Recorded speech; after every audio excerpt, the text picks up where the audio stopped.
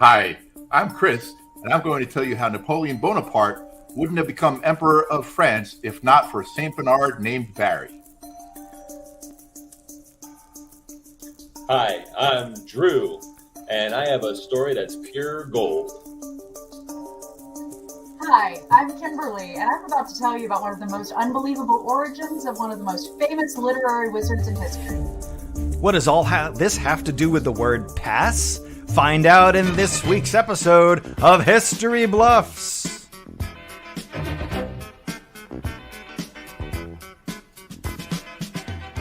Hello and welcome to another episode of History Bluffs. It's where truth is stranger than fiction.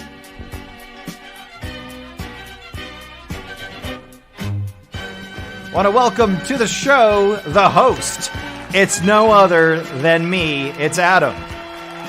Hi, everybody. Welcome to another episode of History Bluffs. Hello.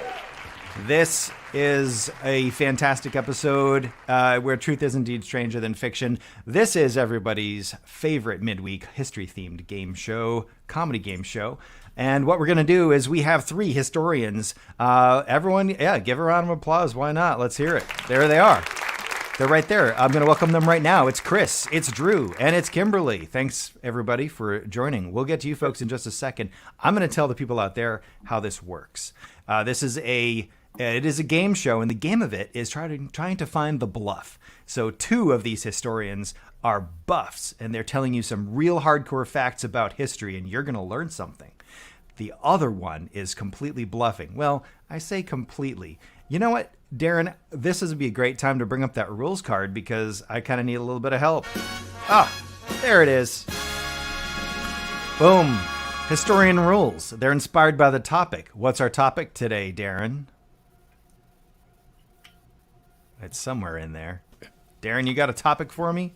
I'm pretty sure we already said it. We already said it at the top. I'm looking for it. There it is. Pass. Hey, it's pass. Okay, perfect. I knew it was in there somewhere. Pass it over. We got to find them. We don't want to pass it over. It is like our 70 or 80 something show, so there's a lot of topics in that bucket. So they're inspired by a topic, and every historian will be speaking about that topic. And these stories, the true ones, are factual.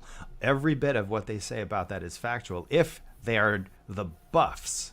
Now, the bluff, with an L, is going to be fictional. In other words, the main narrative is fictional. Now, of course, we have to admit certain things. The Atlantic Ocean is real. The sky is blue. And those could be elements of the bluff story. That's okay. It's the main corridor narrative of that story that has to be purely fictional. And by the way, audience, if you're watching live, you cannot help because we do this show live. Do not try to Google it and find out what this... No, I know, it's fine. Don't try to spoil it for everybody. Use your noggin. What you know is all you can bring to the table until the big reveal at the end after 3 rounds. So speaking of the rounds, Darren, let's fire up the old machine and get this round tracker above me. Where is she? Oh, there it is. That's gorgeous. Okay, so this is the Round Tracker 9000. Behold in all of its glory. It was made by Compressed Angels and ABS plastic, I presume. It's going to tell us how we're doing because there's 3 historians in 3 rounds. They're going to tell their stories in 3 parts. And each round gets successively shorter just to up the ante. So it's going to be a little over a minute, and then a little less than a minute. So the pressure's going to build. Are you historians ready for that? Yeah. Yes, sir. Okay, very good. Does anyone, by the way, this is a good chance, does anyone want to take a pass on this whole episode and just yeet out of here? Do the kids say yeet anymore? Is that 2022? You're asking the wrong. I know. Drew's beard is as gray as mine. I don't know what the kids are saying these days. All right, well, that's how the show works. And at the end, there's going to be the big reveal, and everybody gets to accuse a bluffer, and you can kind of win. There's ways to win. If the bluff gets away scot-free with no accusations, bluff, you win.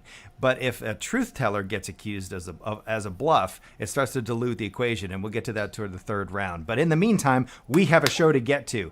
Darren, I would like to get us into the beginning of the show, which is called Round 1. Hit it. There we are. Look at this. We're in a round, everybody. How's it feel, Chris? You feeling good? Feels good. All right, Drew, are you ready? Are you pumped? I'm excited. All right, and Kimberly?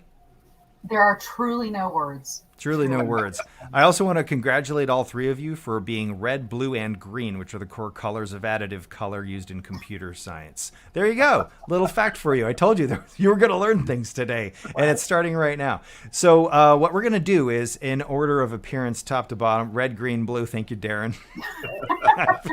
RGB. That is the thing for all you computer nerds out there. You can tell by the 3D printer to my side that I'm a nerd. Let's go with Drew first. Drew, let's bring you up to the center square. And I also want to point out before we totally get going, this show is also released as a podcast, audio only. So for you at home, Drew is now larger than me on the screen. So we're going to start off. Drew, the topic is pass, and you're bringing to us a story. Are you bluffing or buffing? We're going to find out. Your round one begins right now. Okay, on August 16th, 1896, in northwestern Canada, local miners discovered gold in the Klondike region of Yukon. Within a year, news had reached Seattle and San Francisco, and the Klondike gold rush had begun. An estimated 100,000 prospectors migrated north, but the journey was not for the faint of heart. One route that they could take is called the White Pass. It leads from Skagway, Alaska, to the chain of lakes at the headwaters of the Yukon River. It reaches an elevation of 2,864 feet. Now, the White Pass was controlled by the Chilkoot Indians and was unknown to non-natives until 1887. Then, William Ogilvy, a Canadian land surveyor and commissioner of Yukon, had heard rumors of the route, and after much persistence and talk, he convinced an Indian named Skookum Jim to show it to him. Ogilvy was able to survey the entire route and determined it was suitable for travel by wagon. He named it the White Pass after Thomas White, the Canadian Minister of the Interior. I'll tell you more about the White Pass in my next round buzzer. All right. Well, this is, I'd be lying if I said this is the first time you've brought a slew of Native American names to the show. But you know what? I'm the host. I'm impartial, or I'm going to try to remain so. Chris, you're taking notes studiously. I am. Filing facts or non-facts. What's your take so far on Drew's narrative? Very interesting opening by Drew. I give him a lot of credit for throwing out some really good facts. It's very specific details. August 16th, 1896, not simply the 1890s, but August 16th, 1896. But and he talked about the White Pass, Alaska to Yukon, elevation 2,800 feet. He lost me at Skookum Jim. Like it sounds like Skookum Jim. That seems like a kind of made up name. So I'm going to want to hear more information as the story goes on. But immediately a flag went up towards the end of his story with Skookum Jim. Come on, come up with a better fake name than that. Okay, all right. Kimberly, Chris got lost at the Jujube Pass. Where are you at with this narrative? How are you feeling about Drew's story? That part sounded a little inventive. Okay. But the stuff that does ring true is a white guy coming in and calling it White Pass. Sounded that on par with what they do. Yeah. So independently of what it already was named, so that tracks. Okay. That tracks for me. So we'll see. All right. So the colonialism aligns with your knowledge of history. Yeah, that sounds maybe too true. Yeah, that's true. Yeah, okay. All right, Drew, there you go. You've been held up to the light, and we see through you. So now let's go from the red to the green, as the computer hex codes fly. So Chris, you're going to tell your first part of your story about the history of Pass, or inspired by Pass, starting right now. All right. Well, just like Drew, I'm going to talk about a mountain pass. However, I'm going across the pond. Set in the heart of the Alps, the Great St. Bernard Pass runs from Martigny, Switzerland to Aosta, Italy, at an elevation of 8,100 feet, 2.5 times bigger than the White Pass in Canada, just saying, taller. And running 46 miles long, it is perhaps the most famous of the mountain passes in the European Alps, but is also widely considered one of the most dangerous roads in Europe.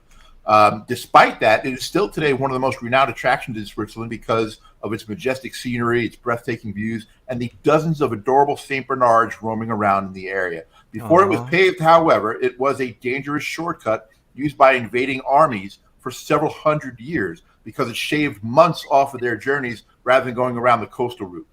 Alexander the Great, Attila the Hun, Julius Caesar, and Napoleon Bonaparte all led armies across the Great St. Bernard Pass, running from Switzerland to Italy on their way across Europe as they were invading other countries or defending different things depending on where they were going. However, so this story is going to be specifically about Napoleon's journey and as a young general, how he was saved by one of those St. Bernard dogs. All right. Okay. Wow. A lot of history in those passes in the mountains. Okay, and I'd be lying if I said this wasn't the first time you brought the European history over to History Bluffs. So, all right, so Kimberly, how are you feeling about the story of the pass in the Alps? I am so charmed and delighted by the idea of just St. Bernards running everywhere. No, it's so cute. Doggos. I want to believe, so I will. I'm in. Yeah. Cute dogs, I'm on board. Let's see where this goes. So far, so good. All right, that's good. Drew, are you equally as charmed with the canines? I mean, who wouldn't be? Yeah, I'm interested to know more about these dogs. Chris throws out like a lot of big names in there, though. Of Alexander the Great and Attila the Hun, and I mean, it's kind of like he just looked up all these like wannabe rulers and dictators and kind of just threw them all into this story, and they're all crossing through the Alps like at various points in history. Like, seems like a lot of this seems too good to be true that they all did the same route through the Alps. Okay, yeah, you think he's name dropping here? Yeah. Okay, all right, yeah, all right. So, okay, round one's shaping up. We've got one more, though, one more story to hear, and that is Kimberly. Kimberly, you've got the center square. Again, for our audio listeners now, we are going to focus on Kimberly, who is the third historian of round one to speak. And Kimberly, your story about Pass, inspired by Pass, begins right now. Okay, so everyone knows one of the most famous lines about not passing was made by Gandalf in Lord of the Rings, right? You shall not pass. Although actually in the book he says you cannot pass, so that was a little fudge. So Tolkien had a lot of inspirations for Lord of the Rings and Gandalf specifically. World War I, he was a soldier then. A lot of battles had taken place that informed a lot of the plot. And one of the most famous slogans from the war was by French General Robert Nivelle, who said, "Vous ne laisserez pas passer," or "they shall not pass," right? And the look that inspired it, even by Gandalf, was based on this painting called Der Berggeist, or the Mountain Spirit, which Tolkien had a postcard that he kept up for several years. On it depicts a white-bearded man in a large hat and cloak sitting among boulders in a mountain forest. The artist, Madlener, was remembered for being tall and enjoyed cooking. Kind of like Gandalf. Personality-wise, probably also an inspiration. But one of the biggest sources for inspiration is probably pretty unlikely sounding, which would be from Norse mythology, and that is from the character of Odin. That is believed to be one of the biggest inspirations is Odin. All right. Wow.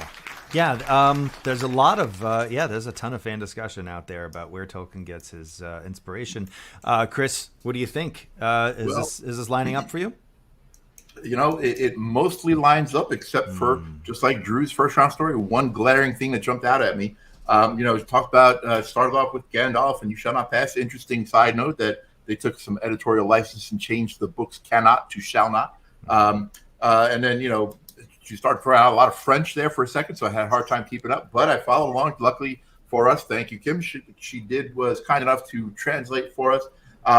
But the part that I do believe, Norse mythology and Odin was a big influence on Tolkien. But the part that I can't believe, we're talking about J.R.R. Tolkien here, and you're telling me that he was inspired by a postcard?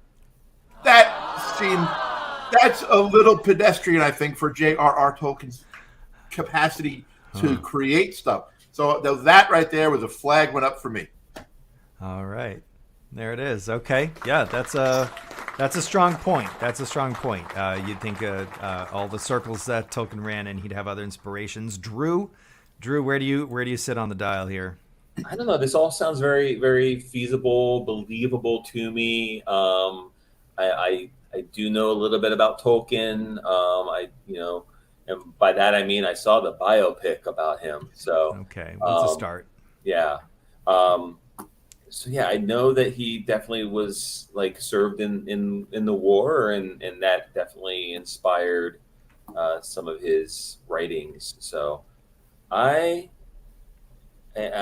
believe this is all true so far. So far, so good. Yeah.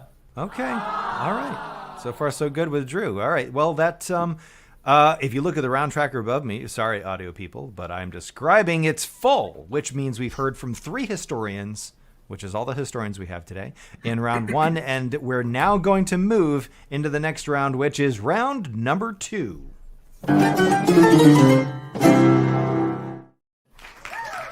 Round number 2. Here we are. Good place to be. The timer is shorter. You have 1 minute this time. It's 15 seconds less than you had last time, so your short stories are now shorter. You've got to get into the middle action, the meat of your tale.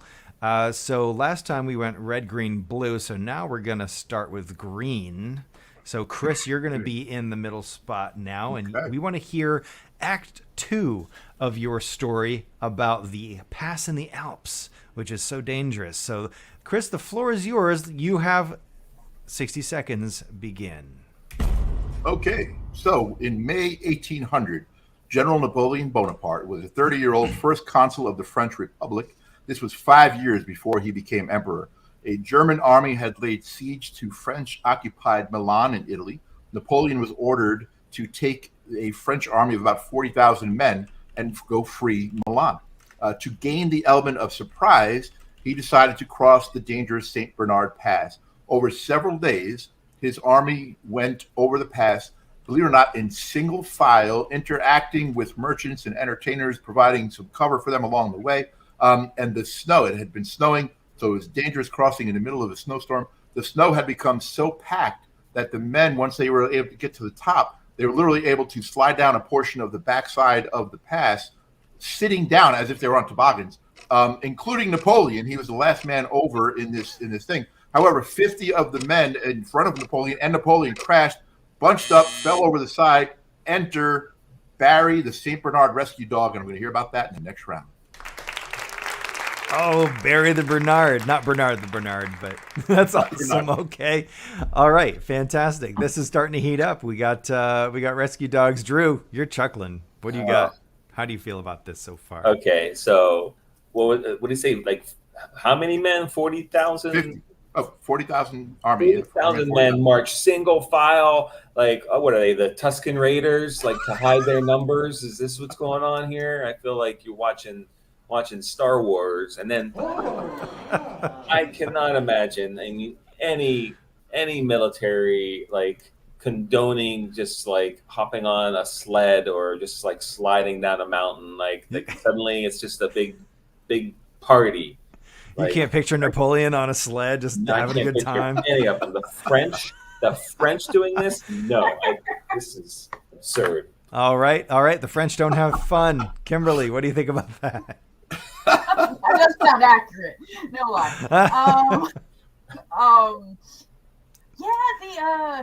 Again, all about the dogs. Please, just more about the dogs. Wolf or not. But the just this wrapped into Napoleon. I don't know. It seems a little goofy. It just seems a little far-fetched that. Far-fetched dogs. Fetched, yeah. Okay, that's they good. would do that and single him out. I don't know. Okay, all right. You're feeling a little all right. So there's some doubt. It's not a strong, but it's not a weak. So thank you for that, Chris, the green. So now we're going to go to blue. That's Kimberly. Kimberly, we're going to hear now your Act 2 I want to hear more about the pass and the white bearded man.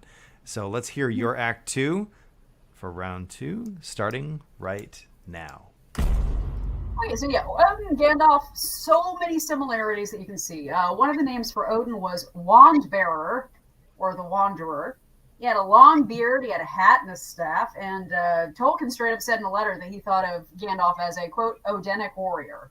So, he in the Norse, Gandalf is listed as a, quote, staff elf, like the wand elf thing. Odin had a legendary horse called Sleipnir, had 8 legs, and was one of the greatest horses known to the gods. Gandalf has a super awesome horse named Shadowfax. Why do I have Fairfax written? I don't know. That's not made up. I just messed up. There's the bluff. No. He could understand the speech of men. So Gandalf also had a super awesome horsey. Odin had a magic spear and ring. So did Gandalf. Both of them received new wisdom as a result of sacrifice. Both the shape of them were like they're old gray beggars with a hat and cloak who roam the mortal world. Not well known. Okay. All right. Okay, we have some more comparisons to the greats. Let's see it. Chris, give me your take on what you know so far with Fairfax, the horse. For Fairfax, yes. Fairfax is not far from Langley, Virginia, which is where the CIA is, where there's a lot of deception going on, just like in Kimberly's story. Because this time, throwing gauntlets. She took her formula from the first round and just reversed it. This time, she put the questionable thing almost right at the front, so we would just kind of pass right over it. It's the Wanderer. The Wanderer. He called Gandalf the Wanderer. Did he sell the lyrics to a doo-wop group for the song The Wanderer? Come on, I mean, the Wanderer after a wand. I don't flag. All right. Okay. Good take. Good take. I like perspective. Drew, let's have it. Yeah, so starting to see some cracks here. Mainly, I just question, like, okay, so Odin is what? What was it? Norse mythology. Like, you would think that at some point they would, threaten Tolkien with like a lawsuit or something for plagiarism here, if he's just borrowing left and right from all these different elements. Who has the copyright on that stuff? Yeah, Odin does. Mr. Norse. Mr. Norse. Mr. Norse. Family. I'm sure there's some distant relative is sitting on some manuscripts that would justify all of this. But yeah, so that's starting to. I see some cracks here. I'm interested to hear more though. All right. Okay, sounds good. Thanks for your input. All right, so let's see. The round tracker shows me we have one more RGB. B, that's you, Kimberly. You're blue. Let's do it. Let's go to your story. Come on back to center square. I want you. Wait, what? RGB? RG. Wait. Oh, it's true. It's true. Oh my God! Yeah, because I started with green. RGB. See, I got out of order and I screwed myself up. Sorry, Drew. I didn't mean to. It's all good. Sorry. Would you like to? Do you want to talk to Chuck Norris about it? I got some more stuff to say. Okay, Drew. I apologize for. Yeah, it's a sleeper. I'll give a rim shot for that one. Drew, I apologize. We want to hear round 2 of your story about Pass. You were telling us about gold in the Yukon River and White Pass and Native American names that. Could be made up. We don't know. So your round 2 begins right now. Okay. A member of Ogilvy's party was a man named William Moore. Moore had experience in building roads in mountainous areas. Once the route was established, he built a cabin and established Mooresville, where travelers could stop before beginning the journey through the pass. Once the gold rush started, Mooresville was overrun and Moore was pushed out. Eventually, the police established a presence and turned the pass into a toll road. Mooresville was resurveyed and became Skagway, Alaska. As more and more prospectors came, crime and corruption became another concern. Criminals and con artists preyed on chichacos, which translates to newcomers to the Klondike. Leading the way was the infamous Soapy Smith and his gang. He got his name by selling soap with prize money hidden in it inside the packaging. And through sleight of hand, only his gang members managed to know which soap had the money in it. I'll tell you more about the White Pass later. Okay. Soapy. What's his name? Soapy Slim? Say again. Smith, the Soapy Smith gang. The Soapy Smith gang. This is awesome. This is starting to sound. I'm trying to be a neutral party here. I don't know who the Bluff is, by the way. The only person who knows who the Bluff is Darren, our tech. Which I don't believe I acknowledged at the top of the show. I'm so sorry. Darren, thank you for being our tech. We really appreciate it. You're doing a great job out there. You'll and pay. You know, oh, no, I know I will. See, I've angered the tech god. So,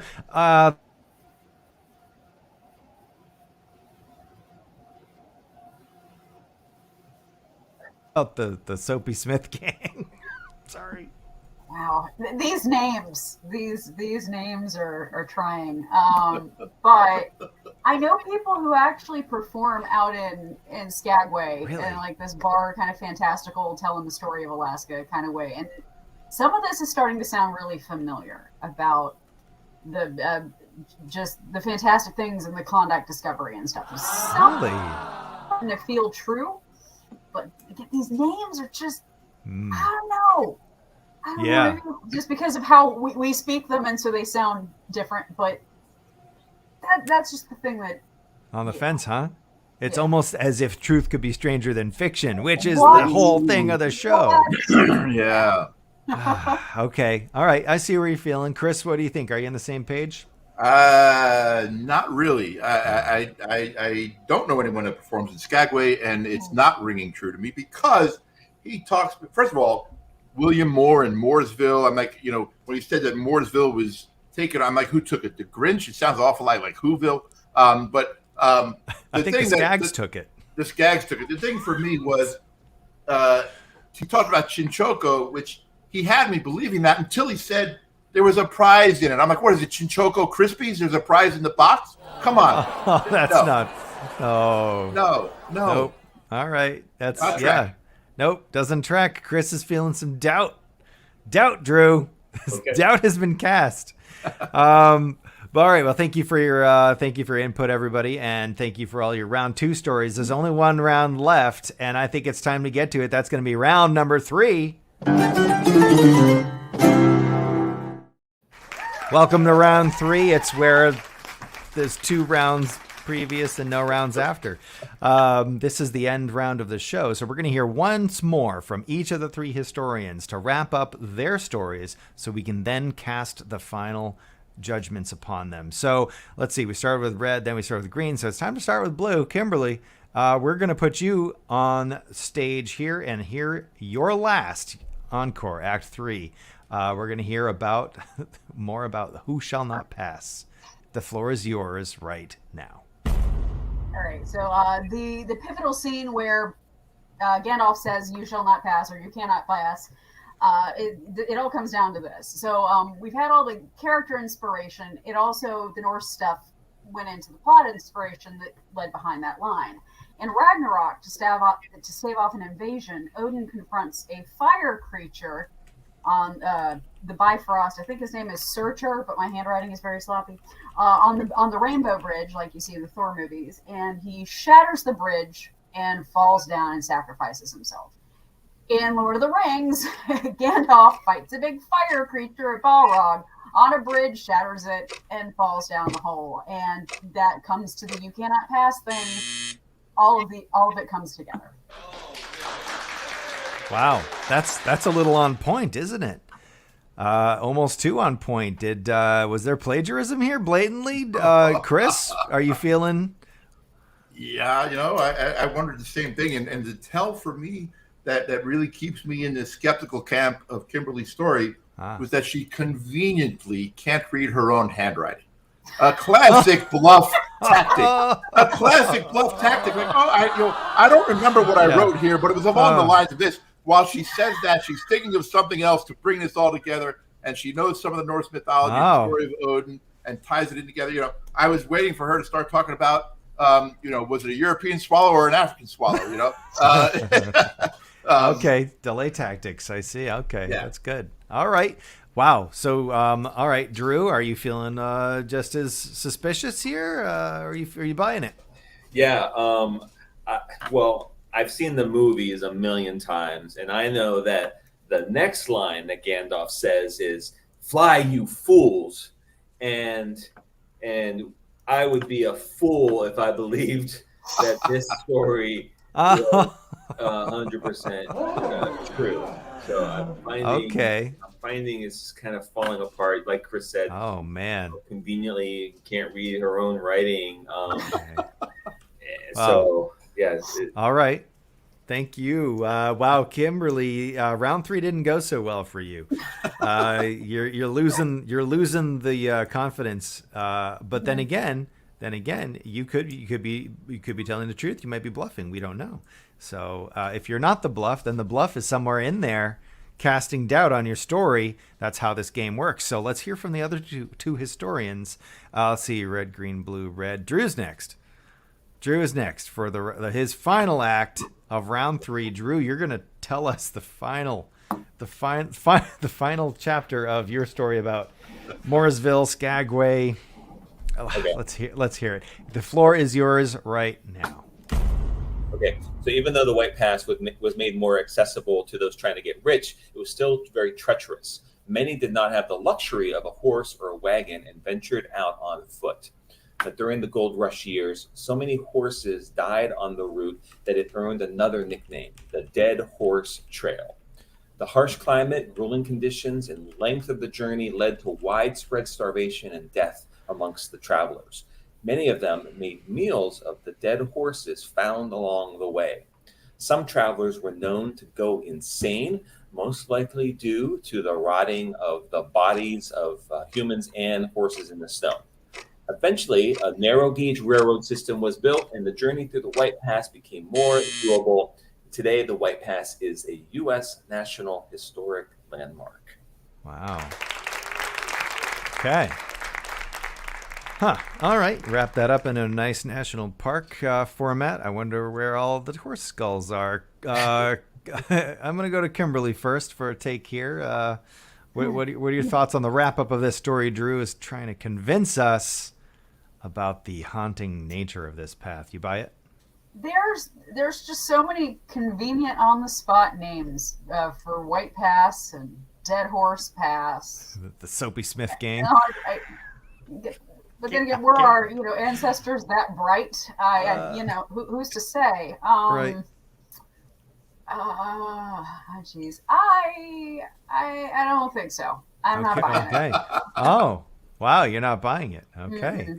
All right, doubt is cast. Round three is the round of doubts. Chris, are you also doubting? Let's hear it. I am absolutely in the same camp as Kimberly, doubting this one. Yeah, as Kimberly said, his opening line had White Pass was more accessible, and he just talked about Thomas More and Mooresville, the White Moor. Okay, got it. But the thing for me was at the end when he talked about that, they got bogged down and the horses died. They were low on food. The disease coming. I know this story. It's called the Donner Reed Party. I happened to just be I was out west earlier this year, and I was at a national park actually where they had the information about the Donner Party and the Donner Reed Party. And so this is the Donner Reed story. Just moved north about 1,000 miles to Alaska. So no, simply no. Okay, all right. Would it work better for you, Chris, if they got on some toboggans like Napoleon and made it through the pass? Technically, they weren't on toboggans; they were sliding down on their bottoms, not. Oh, so I'm sorry. We'll get to your story. All right. Yes. Okay. All right. Well, thank you for your take on the on the Drew's Pass, or I guess the White Pass. So there's only one more dot left in the round tracker. So there's only one more story to hear from, and that's you, Chris, if I recall. Yes. So Chris, come on down to the stage, and this is the final act of your story and of all stories for this History Bluffs. The floor, Chris, is yours. Okay. So at the top of this pass, way before these invasions started taking place, they had built a monastery, and the monks there bred St. Bernards trained to rescue humans in the snow by scent. That's how they got their name. The most famous life-saving mountain dog was a St. Bernard named Barry. In his career throughout the 1800s, he saved more than 100 people. So when word of this French army accident got back to the monastery, they dispatched 10 dogs, including Barry. The dogs were able to save 42 of the 50 French soldiers. Unfortunately, 8 of them died. But Barry led the way with 13 lives saved, including 30-year-old General Bonaparte. 5 years later would become emperor. That's how Barry became the most famous St. Bernard rescue dog. Go Barry! Well, I say go Barry. It sounds like a great story. Drew, are you on Team Barry? Okay, Barry is a great dog name, but I question the time frame of when this story took place, that the name Barry had even been thought of for a dog, a person. Like anyone, I mean, no one was named Barry back. I mean, people were named Napoleon. They weren't named Barry. And I've held back this overall comment about the whole Saint Bernard thing because I know from watching Looney Tune cartoons about the Saint Bernards with the little barrel filled with whiskey or whatever it was. I think it was whiskey, yeah. Yeah, that revives the people stranded in the snow. So this, yeah, there's a lot of I think misinformation in this entire story. Okay, a lot of doubt. Okay, all right. Kimberly, where are you? Team Barry? No, Team Barry. Yeah. No, I don't think I'm Team Barry. I think no Team Barry. Coincidence of a monastery.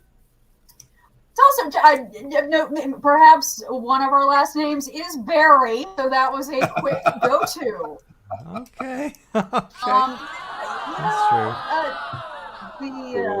The monastery dispatch system just seems, cool. It's like the Dewey Decimal System, but with more booze. Yeah. Oh, and also, I believe it was brandy, not whiskey. Sorry. Okay. Yeah, the whiskey was harder to make than brandy, I think. So, okay. Well, let's see. Darren, let's put us back to the viewer. I can see Mr. Round Tracker because I'm pretty sure if I look at it, it's going to show me it is full up. And there it is. No, it's not. Well, it needs to be. There it is. There it is. We have a full Round Tracker. And let's see. I'll get my face up here. There we go. So we are going to now, because we've heard from all of the historians for all 3 rounds, we want to do one more round. Just give us a quick, if you can, who you think the bluff is. I want to know from each of you. Let's do it. What are your thoughts? Chris, we'll go with you first. All right. I think with Kimberly's story, inspired, J.R.R. Tolkien being inspired by a postcard, and then, coming up with the song The Wanderer, and then conveniently using the text that you couldn't read her own handwriting. All of those really made me skeptical of Kimberly's story. However, Drew, with Skookum Jim, which unfortunately we didn't hear anything more about Skookum Jim after round 1. And then the Chincoco Krispies, with the prize at the bottom of the box. And then the Donner Party story just moved from Utah up to Alaska. I'm calling Drew the bluff. Wow. Okay. Chris calls Drew the bluff. Drew, retaliate. Who are you voting for? Very, very tough. Chris's story is the most outrageous. And Kimberly's is too good to be true. So I'm 50-50 here. You know what? I'm gonna just go on a whim, and I'm gonna say Kimberly is actually the bluff. Oh, okay. All right. Wow. All right. So there you go. That's a good limb. Good. You got to be out on a limb here. You got to make a call. So Kimberly, what's your call gonna be? Who are you voting to be the bluff? I think. Oh gosh, I was pretty with the Alaska and Napoleon thing, and as I really want the doggy thing to be true, the Napoleon stretched it past the point of credulity, and then the monastery thing kind of solidified that for me because it just seemed too convenient. So I'm calling Chris. I think it's All right. Chris. All right. Very good. You call. All right. Kimberly calls Chris. All right. So Drew votes Kimberly. Chris votes Drew. Kimberly votes Chris. Nobody wins. So nobody wins again, except the person who has successfully called the bluff. Oh. That's how you win this time, when all bluffs have been cited, but only each person only got voted on once. So somebody here has correctly sniffed out the bluff, and we're going to find out who it is. I'm going to step off of our virtual stage, and Darren, you're going to line them up, and I'm going to cast some doubt on what's going on here. All right. We've got everyone in the holes of suspicion, as they've been known. Was your bluff tonight? Was your bluff Kimberly? Or was your bluff Drew? Or could it have been Chris? We're going to find out right now. Item and the bluff tonight. I don't even know. Darren shows. There he is. It was Chris this whole time with Napoleon. This means that Kimberly is the winner of this round of History Bluffs. Well done. Let me get back onto the virtual stage here. You had some good stuff in there, Chris, some good facts, but you mingled them in with some audacious bluffing, and Kimberly sniffed you out. So, well, can I tell you real quick? Barry, the rescue St. Bernard, was real, and he did save 100 people throughout the 1800s. And yes, his name was Barry, although he did not save Napoleon. But today, there is a monument to Barry in Switzerland, and his body is in a museum in Bern, Switzerland. Believe that? That's true. Oh, wow, that's awesome. But his saving Napoleon was fake. Okay, all right. That was the main. All right, that was the fake bluff. Okay. All right. Well, Kimberly and Drew, your stories were great, full of facts. Those are real. So, audience, those are the facts you can take with you and grow and learn from. And that's what we want here at History Bluffs. We are an educational program, more or less. That makes us all winners. That's right. And we're all winners. But mostly, Kimberly is the winner tonight. Well, that's it. Go Fairfax, run like the wind. All right. Well, that's a wrap for this History Bluffs. I want to thank again, Chris. Great try. You got sniffed out. Kimberly, well done. Good victory. Drew, good to keep us learning. I appreciate that. So, Darren, it's time to close out the show. So everybody out there, follow us on Twitch, YouTube.